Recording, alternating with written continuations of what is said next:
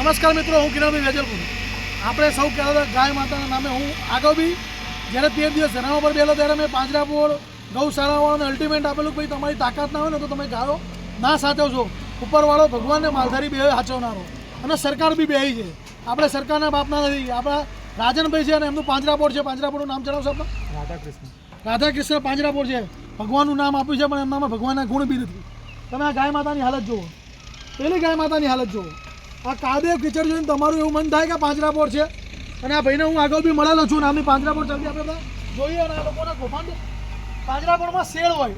આ મને વિજિલન્સ ખાતું જે આ લોકોને લાયસન્સ આવતું હોય, અધિકારીઓ મોટામાં મોટા કૌભાંડી, ભાજપના રાજ્યમાં જે અધિકારીઓ કૌભાંડી છે ને, આના મોટા મોટા પુરાવો છે. જો એ લોકો લાયસન્સ હાલવા નીકળતા હોય ગાય માતાના પાંજરાપોળના ગૌશાળાના, ત્યારે તેમને એવી ખબર ના પડે કે ભાઈ શું જોઈએ. તો આ જે ગાય